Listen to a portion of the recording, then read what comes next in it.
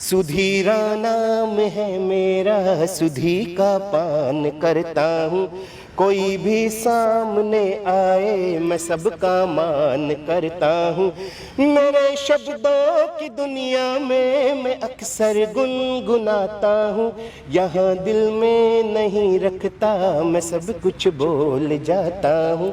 मैं सब कुछ बोल जाता हूँ।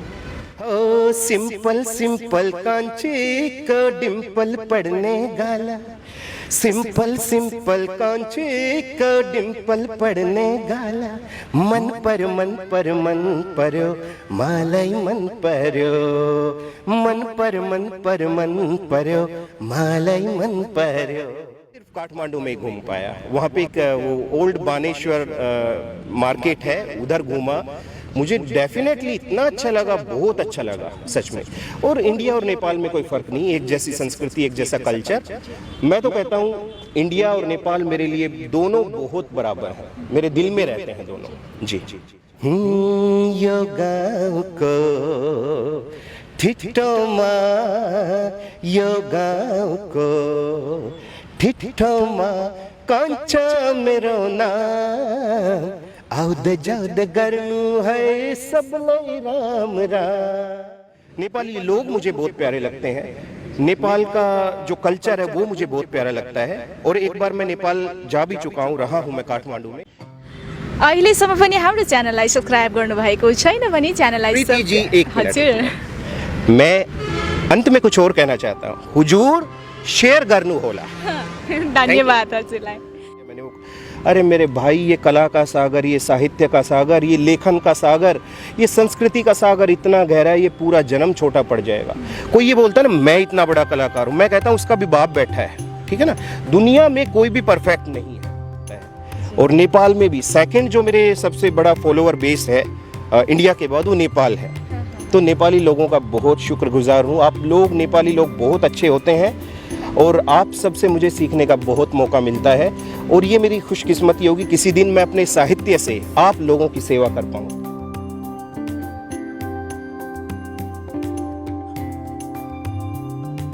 नमस्कार दर्शकबिन, आज फेरि पनि हजुरहरूलाई हार्दिक स्वागत गर्न चाहन्छु गोवा नेपाली टिभीमा। सदा चाहिँ आज पनि एउटा भिडियोको साथमा तपाईँको माझमा उपस्थित भइसकेको छु। म छु सञ्चालिका प्रीति स्वर्णकार भनी मलाई क्यामेरामा साथ दिइराख्नु भएको छ पुरन वियोगले।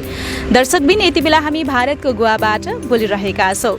सदा चाहिँ आज पनि एउटा फरक भिडियोको साथमा तपाईँको माझमा उपस्थित भएका छौँ। भिडियोलाई पुरा हेर्नुहोला।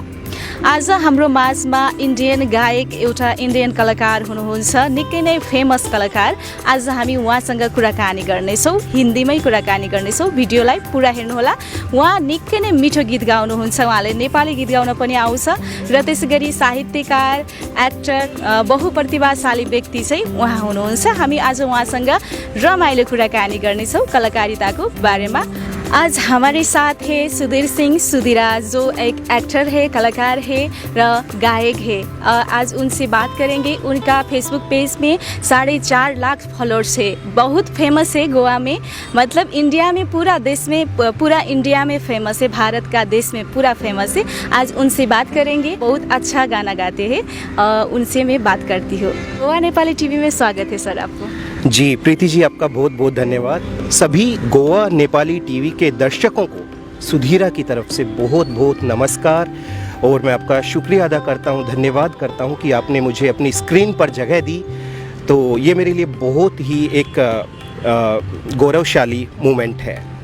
हमारे भी बहुत अच्छा मोमेंट है सर, क्योंकि आप जैसे एक फेमस सिंगर, एक्टर और ब्लॉगर, मतलब आप साहित्यकार भी हो एक, तो बहुत अच्छा लगा आपसे मिलके। आपसे बात करने को पहले से शौक था तो आज पूरा हो रहा है। बात शुरू करते हैं। आइए अभी हम सुधीर सिंह सुधीरा से बात शुरू करते हैं। आपका जन्म किधर हुआ सर? जी प्रीति जी, मेरा जन्म राजस्थान में हुआ और 1987 को मेरा जन्म हुआ।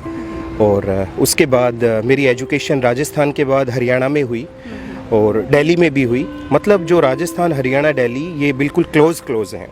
और जो कल्चर है, संस्कृति है, वो भी लगभग एक जैसी है, मिलती जुलती है। राजस्थान में हुआ तो आपका बचपन कैसा था सर? मेरा बचपन दूसरों से बहुत अलग था। अलग किस लिए था कि उस उम्र में लोग शरारत करते हैं, मतलब बहुत सारी छेड़खानी करते हैं। मैं उस समय लिखने में बिज़ी रहता था जब से होश संभाला, और गाने का शौक़ था। कभी दरवाज़ा बजा रहा हूँ, कभी मेज़ बजा रहा हूँ, ठीक है, कभी खुद का पेट बजा रहा हूँ। तो ऐसा था। तो मेरा बचपन थोड़ा डिफरेंट था, और मैं मम्मी पापा के पास रहा नहीं ज़्यादा, दादा दादी के पास रहता था, और घर में इकलौता था, लाडला था। तो किसी प्रकार की कोई बंदिश नहीं थी, और जैसा मेरे को अच्छा लगता था मैं करता था। लेकिन मुझे अच्छा लगता था सिर्फ गाना, लिखना, मटके बजाना, पेट बजाना, और लकड़ी की टेबल, तख्ती, दरवाजे, ये सब बजाना, ये मेरा शौक़ था। वो बजा के इतना अच्छा गाना गाते हैं कि लगता है कि कोई म्यूजिक भी पीछे है, म्यूजिक भी बज रहा है गाना के साथ साथ में ना। ये सब इस प्रकृति की कृपा है। देखिए, हम सब लोग इस प्रकृति के सानिध्य में जीते हैं, और पता नहीं मैं क्या कहूँ इस चीज़ में, शायद ये सब गॉड गिफ्टेड होता है। कुछ चीज़ें सिखाई नहीं जा सकती है, वो नेचुरल जब हम पैदा होते हैं बचपन में, तो शायद वो हमारे संस्कारों में आता है, कैसे आता है जो भी कहें, लेकिन ये गॉड गिफ्टेड होता है। एक गाना सुन सकते हैं? बिल्कुल, ज़रूर ज़रूर। मैं मेरी लिखी हुई कुछ पंक्तियाँ जो मेरे जीवन पे लागू भी होती है। मैं ये कहना चाहता हूँ, आजकल जो लिखना है ना, वो बिकना हो गया है। लोग बिक कर लिख रहे हैं, तो ये मुझे बिल्कुल पसंद नहीं। लिखने का मतलब है कि आप सच लिख रहे हैं और आप बिक नहीं सकते हैं। तो 2 लाइन्स मैं गुनगुनाना चाह रहा हूँ, और सभी नेपाली भाई, आप सबको नमस्ते। मेरी ये पंक्तियाँ अगर आपको अच्छे लगें तो शेयर ज़रूर कीजिएगा। ये जो बहुत अच्छा प्रयास है प्रीति जी और पूरण जी गोवा में कर रहे हैं, आप सब लोगों के लिए बहुत अच्छे अच्छे कलाकारों से आपको रूबरू करवा रहे हैं, बहुत ही अच्छी बात है। 4 पंक्तियां मैं समर्पित करता हूं आप सबको, और उम्मीद करता हूं कि आप इन्हें पसंद करेंगे। जो बिकता है बाजारों में, जो बिकता है बाजारों में, कभी वो लिख नहीं सकता। जो बिकता है बाजारों में, कभी वो लिख नहीं सकता। जो बिकता है बाजारों में, कभी वो लिख नहीं सकता। जो लिखता है धरातल पे, कभी वो बिक नहीं सकता। और कि झूठा लिख नहीं सकता, मैं स्याही ढोल आता हूँ। झूठा लिख नहीं सकता, मैं स्याही ढोल आता हूँ। और क्या, यहाँ दिल में नहीं रखता, मैं सब कुछ बोल जाता हूँ। यहाँ दिल में नहीं रखता, मैं सब कुछ बोल जाता हूँ। वाह, सब बिकता है बाजारों में। कितना अच्छा गाना आपने खुद लिखा। बिल्कुल, मैं जितने भी मेरे वीडियोस आप फेसबुक, यूट्यूब या किसी भी अन्य सोशल मीडिया प्लेटफॉर्म पे देखते हैं, सब मेरे लिखे हुए हैं। और मुझे बड़ा गर्व होता है कि मैं कॉपी पेस्ट करके गूगल से किसी का लिरिक्स चोरी करके नहीं लिखता हूँ। मैं खुद अपनी रचनाएं खुद लिखता हूँ, और इसका मुझे बहुत गर्व है जी। और आपका परिवार में कौन कौन है? मेरे परिवार में आप कह सकते हैं मैं इकलौता हूँ दूसरे तरीके से देखें तो। उसका रीज़न ये है कि मतलब मेरे परिवार में जितने भी लोग हैं वो सारे दुनियादारी वाले लोग हैं, और मैं थोड़ा सा हटके अलग चलने वाला हूँ। मतलब ये लिखना, गाना, समाज में जो बुराइयाँ व्याप्त हैं उनके ऊपर आवाज़ उठाना। तो वैसे पूरी फैमिली है, परिवार है, लेकिन उस परिवार में मैं इकलौता हूँ। इकलौता मतलब आप अलग से हो, क्योंकि आपका कलाकारिता पसंद है। बिल्कुल बिल्कुल, ये मेरा जीवन है। मैं एक्चुअली कलाकारी करता नहीं हूँ, कलाकारी को जीता हूँ। और मुझे बिकना पसंद नहीं है, और मुझे झूठी खबरें प्रसारित करना पसंद नहीं है। आजकल मैं माफ़ी चाहूँगा, आप नहीं हैं उनमें से, बहुत सारे फर्जी चैनल आ चुके हैं, ठीक है। वो क्या करते हैं, इससे पैसा लिया, उससे पैसा लिया, लो जी उसकी वीडियो चला दी, इसकी वीडियो चला दी। ये बिल्कुल गलत है। ये पत्रकारिता के नाम पर कलंक है।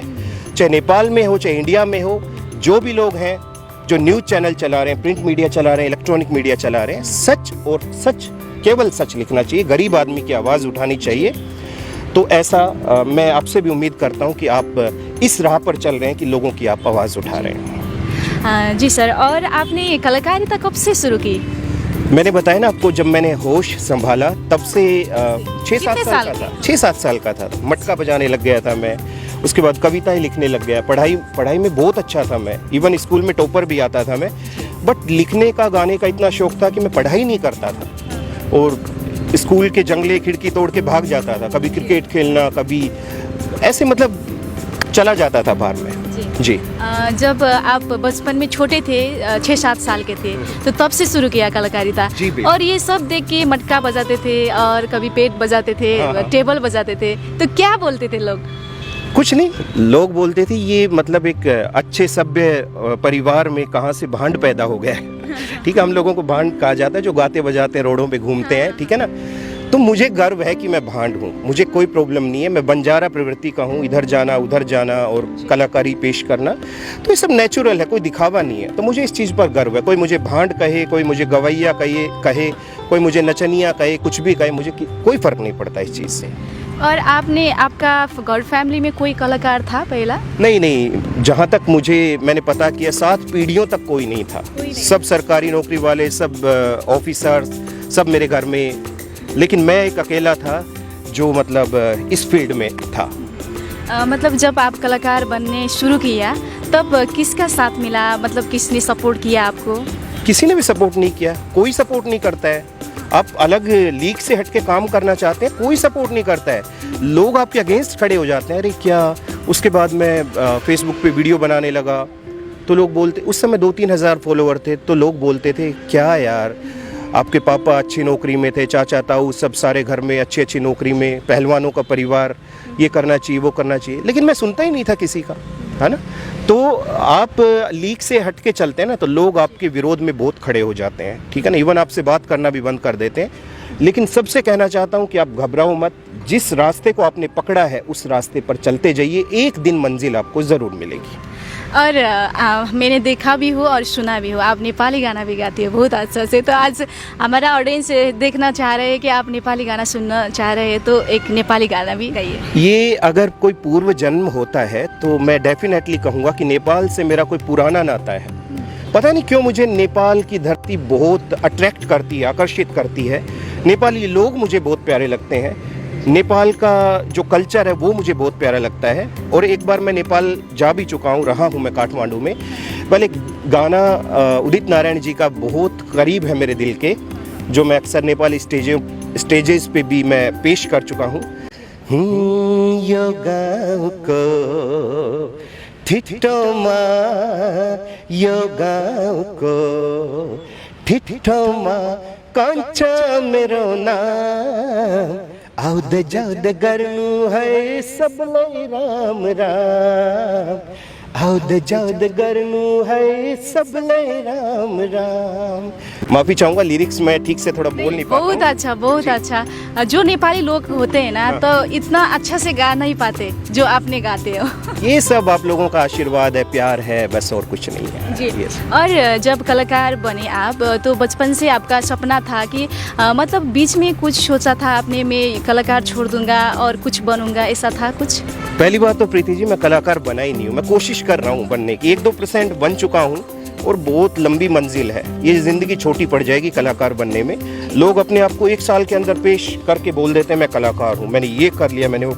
अरे मेरे भाई, ये कला का सागर, ये साहित्य का सागर, ये लेखन का सागर, ये संस्कृति का सागर इतना गहरा है, ये पूरा जन्म छोटा पड़ जाएगा। कोई ये बोलता है ना मैं इतना बड़ा कलाकार हूँ, मैं कहता हूँ उसका भी बाप बैठा है, ठीक है ना। दुनिया में कोई भी परफेक्ट नहीं है। तो मैं अभी कलाकार बना नहीं हूँ, कोशिश कर रहा हूँ। किसी दिन बन गया थोड़ा बहुत तो आप लोगों को मैं बताऊँगा।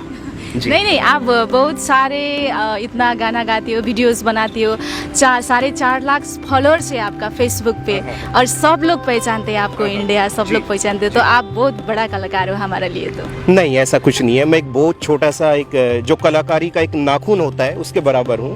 लेकिन ये मेरी खुशकिस्मती है कि मेरे विदेशों में बहुत ज़्यादा फॉलोअर है। लैटिन अमेरिका में, पेरू, बोलीविया, आपका चिली, कोलंबिया और अमेरिका, पाकिस्तान, सब जगह मेरे बहुत फॉलोअर हैं और मुझे पसंद करते हैं, बड़ा अच्छा लगता है। इवन उनको हिंदी समझ में नहीं आती है, लेकिन जो मैं गाता हूँ तो उनको अच्छा लगता है। और नेपाल में भी सेकंड जो मेरे सबसे बड़ा फॉलोअर बेस है इंडिया के बाद, वो नेपाल है। तो नेपाली लोगों का बहुत शुक्रगुजार हूँ। आप लोग, नेपाली लोग बहुत अच्छे होते हैं और आप सबसे मुझे सीखने का बहुत मौका मिलता है। और ये मेरी खुशकिस्मती होगी किसी दिन मैं अपने साहित्य से आप लोगों की सेवा कर पाऊँ। तो अच्छा लगा है आपसे मिलके और आपसे बात करके बहुत अच्छा लगा है। हाँ सर, जब आप कलाकार तो बन गए, लेकिन कलाकार बनने से सिवाय और क्या क्या किया आपने ज़िंदगी में, कितना संघर्ष किया? प्रीति जी, मैं फिर से कह रहा हूँ, कलाकार बना नहीं हूँ, मैं कोशिश कर रहा हूँ। सवाल के जवाब पे आते हैं। मैं छोटा था, स्कूल में स्टेज पर चढ़ने लगा और भाषण, गाना बजाना ये सब करने लग गया। उसके बाद मेरे अंदर कॉन्फिडेंस लेवल बहुत अच्छा था। मैं सीधा टीवी पे चला गया, सीधा सिलेक्शन हो गया, नेशनल टीवी पे काम किया मैंने 2-3 चैनल्स के साथ। लेकिन क्या था कि मैं किसी बंधन में बंध के नहीं रहना चाहता था। एक सच्चा कलाकार, मैं आपको बताता हूँ, कभी किसी बंधन में बंध के नहीं रह सकता है। उसे स्वतंत्रता चाहिए। अगर उसको वो स्वतंत्र रहेगा तभी कुछ कर पाएगा, क्रिएटिव कर पाएगा, रचनात्मक कर पाएगा। उसके बाद मैंने क्या किया, वहाँ से भी यहाँ पे मेरी जेब में रेड पेन से लिखा हुआ इस्तीफ़ा रहता था, रिज़ाइन लेटर। मैं तुरंत, मुझे कुछ लगता था कि मेरी रचनाशीलता पर, मेरी क्रिएटिविटी पर कोई आँच आ रही है, मैं सीधा जो सीनियर होता था उसको रिज़ाइन देता था। वहाँ से मैंने रिज़ाइन दिया काफ़ी सारे चैनल से। उसके बाद मैं FM पे आ गया। मेरे 4 शो आते थे रेडियो पे, और FM पे मैं एक अलग तरह की एक फोक संस्कृति को लेके आया, पंचायतों को जोड़ा। लोग बड़े बड़े लोगों को जोड़ते हैं, मैं छोटे छोटे जो ज़मीन से जुड़े लोग थे उनको उठाया मैंने, है ना। मैंने पूरी कोशिश की। उसके बाद मैंने सोचा कि नहीं, यहाँ भी रिज़ाइन देना चाहिए, तो मैंने वहाँ भी रिज़ाइन दिया। उसके बाद मैंने खुद का प्रोडक्शन हाउस खोला, और आज मुझे गर्व के साथ मैं ये कहता हूँ कि मेरे 400-500 वीडियो वायरल हो चुके हैं, और बहुत सारे वीडियो सैकड़ों में मिलियंस क्रॉस कर चुके हैं, और बड़ी खुशी होती है। इसी तरीके से मैं आप लोगों की सेवा करता हूँ और एक कलाकार बन जाऊँ, ये मेरा सपना है। हाँ।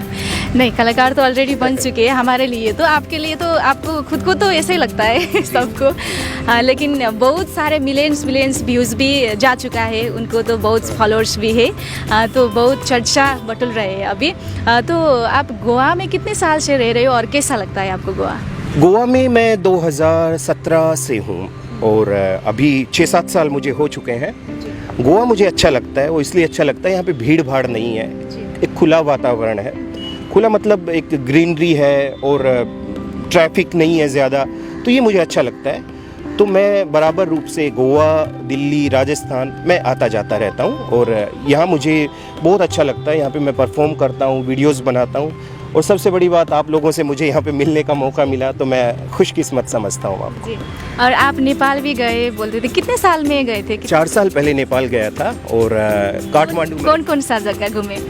मैं सिर्फ काठमांडू में घूम पाया। वहाँ पे एक वो ओल्ड बानेश्वर मार्केट है, उधर घूमा।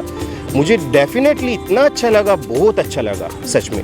और इंडिया और नेपाल में कोई फ़र्क नहीं, एक जैसी संस्कृति, एक जैसा कल्चर। मैं तो कहता हूँ इंडिया और नेपाल मेरे लिए दोनों बहुत बराबर हैं, मेरे दिल में रहते हैं दोनों। जी। और नेपाल का सबसे कुछ मोमेंट है ऐसा, जब गए थे उस टाइम भूल नहीं सकते आप? नेपाल का एक मोमेंट है, हमारे यहाँ पे इंडिया में जो पुलिस की वर्दी होती है वो खाकी कलर की होती है, और वहाँ पर जो वर्दी है वो ब्लू कलर की होती है। तो एक्चुअली हमारे यहाँ पे, आप बुरा मत मानिएगा, मैं सिर्फ एक बात कह रहा हूँ, वहाँ की पुलिस भी बहुत रिस्पेक्टेड है, यहाँ की पुलिस भी। लेकिन यहाँ पे जो सिक्योरिटी गार्ड जो ड्रेस पहनते हैं ब्लू कलर की, तो नेपाल की पुलिस वैसी पहनती है। तो मुझे कुछ फ़र्क, मैं ये देख रहा था कि पुलिस किधर है, तो ये मेरे लिए एक डिफरेंट मोमेंट था। नेपाली गाना भी गाते हैं, मैं बहुत सुनी हूँ, तो फिर और एक गाना सुनेंगे, नेपाली गाना। हाँ, वैसे मुझे ज़्यादा नेपाली गाने नहीं आते हैं, एक बहुत पहले सुना था, उसकी 2 लाइन्स पेश कर रहा हूँ मैं। हो सिंपल सिंपल कांचे को डिम्पल पड़ने गाला, सिंपल सिंपल कांचे को डिम्पल पड़ने गाला, मन पर मन परो मालाई मन परो, मन पर मन परो मालाई मन परो। वाह, कितना अच्छा लगता है कि आप इंडियन नहीं, नेपाली हो। बिल्कुल, मेरा हार्ट नेपाली है, आधा नेपाली आधा इंडियन, और मेरी बॉडी भी आधी नेपाली आधी इंडियन। मतलब इंडिया और नेपाल तो दोनों भाई भाई है। बिल्कुल भाई नहीं है, एक ही है, बस एक जो हम इंसानों ने एक दीवार खींच दी है, एक बॉर्डर, बस वो है। बाकी ऊपर वाले ने तो सब एक बनाया है। ये जो मार्क्स बना दिए हमने, ये जो बीच में, ये हम इंसानों ने किया है। ये हिंदू, मुस्लिम, सिख, ईसाई, जैन, बौद्ध, पारसी, ये सब इंसानों का किया हुआ है। मैं आपको एक मैसेज देना चाहता हूँ आपके चैनल के ज़रिए। देखो, कभी भी कृष्ण जी ने, राम जी ने नहीं कहा मैं हिंदू हूँ, कभी भी जीसस ने नहीं कहा कि मैं क्रिश्चियन हूँ, नानक साहब ने कभी नहीं कहा मैं सिख हूँ, गौतम बुद्धा ने कभी नहीं कहा मैं बुद्ध हूँ। महावीर जैन जी ने कभी नहीं कहा मैं जैनी हूँ। ये सब उनके जाने के बाद हम लोगों ने क्रिएट किया है। कोई भी महापुरुष दुनिया में आता है वो सबके लिए आता है। जितने भी महापुरुष हैं सब ने सभी का कल्याण किया है, ठीक है। कोई किसी धर्म के बंधन में बंधा हुआ नहीं है। हम सब इंसानों ने अपने अपने फ़ायदे के अनुसार, अपने अपने स्वार्थ के अनुसार ये धर्म बना लिए हैं। मैं कहता हूँ पूरी इंसानियत सब एक है, सब एक है। आपस में मत बंटो। हम सब के 2 हाथ हैं, 2 पैर हैं, सबका वही है, ठीक है। सभी का एक पेट है, सभी का एक मुंह है, ठीक है। तो आप अपने आप को मत बांटिए, हम सब एक है। धर्म के इन तंत्रों में अपने आप को बांटकर एक दूसरे से जुदा मत होइए। बहुत अच्छा सोच है आपका। लगभग हम बात को अंतिम में आ चुके हैं, तो मैं अंतिम में पूछना चाहती हूँ कि आप हम लोग बहुत दर्शक लोग देख रहे हैं, तो क्या संदेश देना चाहते हैं? प्रीति जी, सबसे पहली बात तो ये, मैं अंतिम में नहीं जाना चाहता हूँ, मैं चलते चलते में नहीं जाना चाहता हूँ, क्योंकि मैं चाहता हूँ कि हम लोग ऐसे और वीडियोज़ बनाएं, क्योंकि कहने के लिए बहुत कुछ है, आपके पास भी मेरे पास भी। तो मैं आप सबसे निवेदन भी करता हूँ और विश्वास भी दिलाता हूँ कि बहुत जल्द हम ऐसे और वीडियोज़ लेके आएंगे। ये तो शुरुआत है, ठीक है। और आज के इस वीडियो में अंतिम में मैं अपनी 2-3 पंक्तियों के माध्यम से अपने दिल की बात कहना चाहता हूँ। सभी मेरे नेपाली भाइयों को, नेपाली भाई बहनों को और मेरे इंडिया के भाई बहनों को। और मेरी ये पंक्तियाँ हैं। कभी मैं गीत गाता हूँ, कभी कविता सुनाता हूँ, कभी तुमको हंसाता हूँ, कभी तुमको रुलाता हूँ, कभी कड़वा कभी मीठा की रस में घोल जाता हूँ। प्रीति जी, पूरन जी, यहाँ दिल में नहीं रखता। मेरे नेपाली भाई बहनों, यहाँ दिल में नहीं रखता, मैं सब कुछ बोल जाता हूँ, मैं सब कुछ बोल जाता हूँ। और 4 पंक्तियाँ और आपको समर्पित करता हूँ। एक सच्चाई मैं बता रहा हूँ, मैं हो चाहे आप हो, दुनिया का कोई भी आदमी हो, कदर उसकी कब होती जब वो इंसान चला जाता है। तो मैं कहना चाहता हूँ, कदर मेरी करोगे तुम कि जब मैं गुम हो जाऊंगा, कदर मेरी करोगे तुम कि जब मैं गुम हो जाऊंगा, मुझे ढूंढा करोगे तुम, मैं वापस फिर न आऊंगा। और जो जैसे मैं हूं, तो मेरे को मेरे एरिया में घर का जोगी समझा, मतलब कुछ नहीं, नथिंग, घर की मुर्गी दाल बराबर। लेकिन दूसरे एरिया में कोई जाता है तो उसको समझते हैं वाह वाह वाह क्या बात है। जैसे पूरन जी हैं, आप नेपाल में जाएंगे अपने एरिया में तो आपको ज्यादा वो नहीं समझा जाएगा, लेकिन बाहर समझा जाएगा। ऐसे मेरे साथ, सबके साथ है। हो कदर मेरी करोगे तुम कि जब मैं गुम हो जाऊंगा, मुझे ढूंढा करोगे तुम, मैं वापस फिर न आऊंगा। अभी तो घर का जोगी हूँ, न अमृत घोल पाता हूँ। अभी तो घर का जोगी हूँ, न अमृत घोल पाता हूँ। यहाँ दिल में नहीं रखता, मैं सब कुछ बोल जाता हूँ, मैं सब कुछ बोल जाता हूँ। और थोड़ा सा समय और लूँगा, 2 मिनट, मेरे दिल के बेहद करीब। ये पंक्तियाँ 4 लाइन मैं मेरे नेपाली भाई बहनों, मेरे हिंदुस्तान के भाई बहनों, पूरी दुनिया के मेरे भाई बहनों के लिए समर्पित कर रहा हूँ। सुधीरा नाम है मेरा, सुधी का पान करता हूँ। सुधी का मतलब अमृत, अच्छी चीजों का। सुधीरा नाम है मेरा, सुधी का पान करता हूँ। कोई भी सामने आए मैं सबका मान करता हूँ। मेरे शब्दों की दुनिया में मैं अक्सर गुनगुनाता हूँ। यहाँ दिल में नहीं रखता, मैं सब कुछ बोल जाता हूँ, मैं सब कुछ बोल जाता हूँ। आपका ये गाना ने बहुत संदेश दिया लोगों को तो मुझे भी बहुत संदेश दिया। जी जी जी, धन्यवाद एक बार पुनः प्रीति जी, पूरन जी, गोवा नेपाली टीवी की समस्त टीम को बहुत बहुत धन्यवाद। और मैं ये पूछना चाह रही थी कि आपसे जो लोग देख रहे हैं तो और बहुत सारे लोग हैं कि कलाकारिता अपनाना चाहते हैं, तो कलाकारिता में आना चाहते हैं, आप जैसा वीडियो बनाना चाहते हैं, गाना गाना चाहते हैं, लेकिन उन लोगों को कुछ भी मालूम नहीं होता कि कैसा करना है, क्या करना पड़ता है उसके लिए, तो थोड़ा बता दीजिए। देखिए, दुनिया में बहुत तरह के बुखार होते हैं। एक शरीर का बुखार होता है, क्रिकेट का बुखार होता है, ऐसे कलाकारी का बुखार होता है। मैं कहता हूँ कलाकारी आप कर नहीं सकते, कलाकारी को जी सकते हैं। अगर कलाकारी को जीना चाहते हैं, इस समंदर में डुबकी लगाना चाहते हैं, कांटों के रास्तों पे चलना चाहते हैं, संघर्ष करना चाहते हैं, अपना बहुत कुछ खोना चाहते हैं, तो मोस्ट वेलकम मेरे प्यारे, आजा कलाकारी में। Thank you so much. आपने बहुत सारे अमूल्य समय दिया। आप बहुत प्रतिभाशाली व्यक्ति हो और फिर बाद में आपसे और भी ज़्यादा बात करेंगे और आपका गाना भी सुनेंगे। अंतिम में क्या बोलना चाहते हैं? बिल्कुल, धन्यवाद। और आप सबसे निवेदन करना चाहता है ये आपका छोटा भाई बेटा सुधीरा कि इस चैनल को, गोवा नेपाली टीवी को यूट्यूब पर, फेसबुक पर ज़्यादा से ज़्यादा फॉलो करें, लाइक करें, शेयर करें, सब्सक्राइब करें। ये मेरा निवेदन है। मेरे इंडिया के लोगों से भी निवेदन है, समस्त मेरे चाहने वाले सभी लोगों से निवेदन है कि शेयर करें, लाइक करें, फॉलो करें, सब्सक्राइब करें। और ये जो अच्छे अच्छे वीडियोस आपके लिए गोवा नेपाली टीवी ला रहा है, ये आपके लिए और अच्छे अच्छे वीडियोस लेके आएगा। तो इसको ज़्यादा से ज़्यादा प्यार दें, अपना आशीर्वाद दें। Thank you so much. धन्यवाद। नमस्ते। सबलाई राम राम हुजूर। पक्कै पनि दर्शकबिन, आज हामी कुराकानी गरेका थियौँ निकै नै प्रतिभाशाली व्यक्ति सुधीर सिंह सुधिरासँग र उहाँको गीत पनि सुन्यौँ। उहाँ कति मिठो नेपाली गीत गाउनुभयो। निकै नै फेमस सिङ्गर, एक्टर अनि त्यसै गरी साहित्यकार, धेरै नै प्रतिभा छ उहाँमा। उहाँसँग कुराकानी गऱ्यौँ र उहाँको प्रतिभा पनि सुन्यौँ। र नेक्स्ट भिडियोमा चाहिँ फेरि पनि उहाँसँग अझ धेरै रमाइलो कुराकानी प्लस उहाँको गीतहरू सुन्ने मौका मिलोस्, यही कामना गर्न चाहन्छु। हामीलाई हेरेर साथ दिनुभयो यतिन्जेलसम्म तपाईँ सम्पूर्णलाई धेरै धेरै धन्यवाद दिन चाहन्छु। अहिलेसम्म पनि हाम्रो च्यानललाई सब्सक्राइब गर्नुभएको छैन भने च्यानललाई प्रीति जी, एक मिनट। मैं अंत में कुछ और कहना चाहता हूँ। हुजूर शेयर गर्नु होला। धन्यवाद हजुरलाई। पक्कै पनि एकदमै हँसिलो अनि एकदमै हँसाउने मान्छे, निकै नै चञ्चले स्वभाव भएको सुधीर सिंह सुधिरा चर्चित कलाकारसँग आज हामी कुराकानी गऱ्यौँ र उहाँको प्रतिभा पनि सुन्यौँ, उहाँको गानाहरू सुन्यौँ। अर्को नेक्स्ट भिडियोमा उहाँसँग अझ धेरै कुराकानी गर्नेछौँ। उहाँ एकदमै राम्रो अभिनय पनि गर्नुहुन्छ, एक्टिङ पनि गर्नुहुन्छ, उहाँको अभिनय पनि सुन्नेछौँ अर्को भिडियोमा चाहिँ। अहिलेसम्म पनि हाम्रो च्यानललाई सब्सक्राइब गर्नुभएको छैन भने च्यानललाई सब्सक्राइब गर्नुहोला र फेसबुक पेजलाई फलो गरी लाइक गर्न नबिर्सिनुहोला। आफ्नो मनमा लागेका जिज्ञासाहरू कमेन्ट बक्समा लेख्नुहोला भन्दै क्यामेरामा साथ दिनुहुने पुराण वियोगलाई धन्यवाद दिँदै म सञ्चालिका प्रीति स्वर्णकार फेरि पनि अर्को भिडियोमा उपस्थित हुने बाचा गर्दै छुट्टिन्छु। हवस् त, नमस्कार।